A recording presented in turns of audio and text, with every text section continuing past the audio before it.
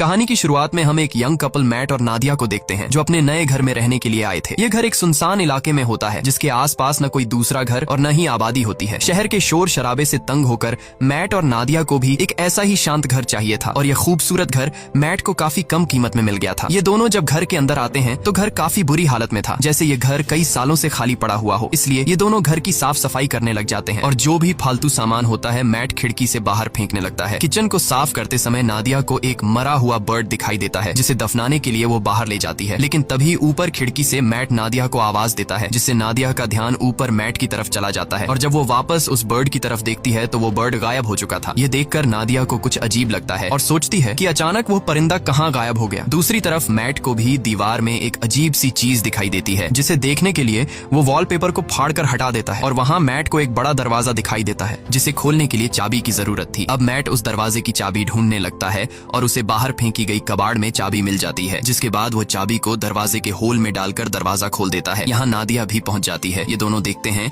कि अंदर एक काले गहरे अंधेरे वाला कमरा है और जैसे ही ये दोनों उस कमरे के अंदर जाते हैं तभी बाहर की लाइट्स अचानक ब्लिंक करने लग जाती हैं। ये देखकर इन दोनों को कुछ गड़बड़ महसूस होती है और इस प्रॉब्लम को दूर करने के लिए मैट कहता है कि हमें एक इलेक्ट्रिशियन को बुलाना चाहिए। ये कहकर वो वहाँ से चला जाता है और नादिया उस रूम के पास अकेली रह जाती है। नादिया अब सोचती है कि उसे इस रूम में जाना चाहिए या फिर नहीं, लेकिन फिर नादिया को कुछ अजीब सा डर महसूस होता है, इसलिए वो भी मैट के पीछे चली जाती है। इस तरह से रात गुजर जाती है और अगले दिन नादिया एक इलेक्ट्रिशियन को कॉल करती है। कुछ देर बाद लाइट्स ब्लिंक होने की प्रॉब्लम को दूर करने के लिए एक इलेक्ट्रिशियन आता है जो कि घर की लाइट्स को चेक करते हुए नीचे बेसमेंट में पहुंच जाता है और वहां का नजारा देखकर वो हैरान रह जाता है क्योंकि पूरा का पूरा बेसमेंट बिजली के वायर्स से भरा पड़ा था और कोई भी ऐसा कोना नहीं था जहां पर वायर्स ना हो। ये वायर्स काफी पुराने जमाने की लग रही थी और इलेक्ट्रिशियन भी कहता है कि मैंने आज तक इस तरह की चीजें कभी नहीं देखी। खैर, इलेक्ट्रिशियन जैसे तैसे करके घर की लाइट चालू करके जाने लगता है और जाते समय वो मैट से कहता है कि आखिर तुमने यह घर क्यों खरीदा? इस घर के पहले मालिक का मर्डर इसी घर में हुआ था और उस दिन के बाद